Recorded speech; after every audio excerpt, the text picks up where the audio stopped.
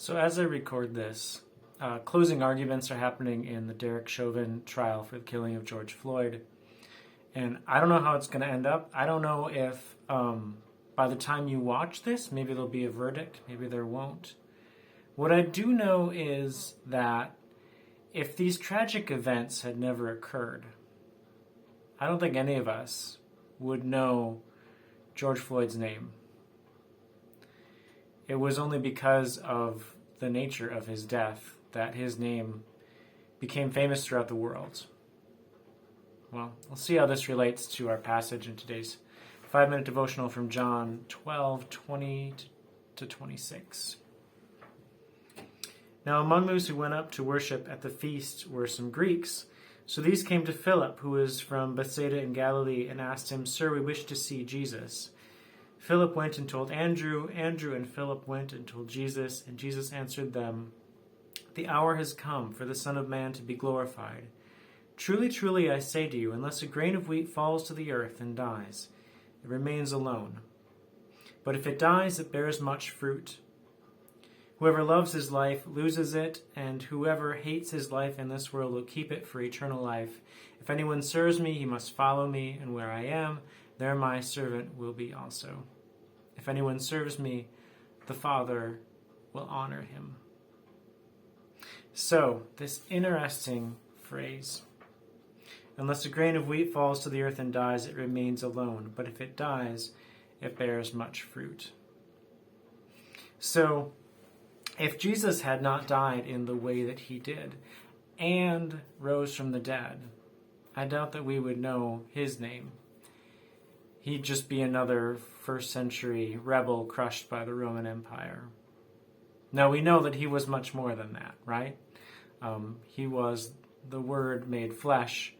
He was one with God the Father, all of those things, which allowed him, of course, to do everything that he did.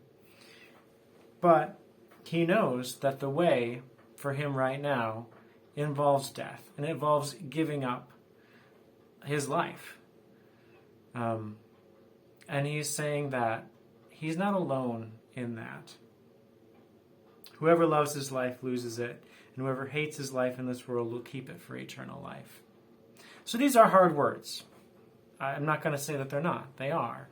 But they're speaking of a reality, and sometimes it's just best to name the hard reality that if we're going to be people who live our lives serving Jesus, that's going to have some kind of a cost. For some people, it actually is their lives, has been throughout history, is throughout the world today. Might or might not be for you or for me, but it will involve giving something up. But Jesus also shows us that the gain is so much more than the giving up. First of all, he says three things about it. He says we'll gain eternal life, we'll be with him, and we'll be honored by God. So first, whoever hates in this world, his life in this world, will keep it for eternal life. And it's easy to think about eternal life as something that is way in the future, maybe not even in this life. But let me tell you, when the Bible talks about eternal life, pretty sure that starts now. Doesn't ever end, but starts now. So Jesus talked earlier, we talked about eternal life being also life abundant, life to the full, the fullest kind of life, the best kind of life. That's what Jesus wants for you, and that's what following him actually is. It's when makes us the most alive, to be what we are made to be with him. And that leads to the second part, which is actually being with him. He says, "If anyone serves me, he must follow me, and where I am, there will my servant be also." You want the most exciting stuff in life? Truly, the most exciting stuff is to be with Jesus doing what he's doing. And this isn't just theoretical, guys. Jesus is still at work doing amazing stuff today. If we follow him, you get to be a part of that. And that's amazing. So we'll go to the last one, being honored by God. And we don't live in a culture as much as they did back then that really cared about honor and shame and stuff like that. But you know what? I think we can understand wanting God to be happy with us. And I'm not talking about earning God's happiness or anything like that. We know that that's because of what Jesus did. But it's still really great to think that we would be honored by God the Father.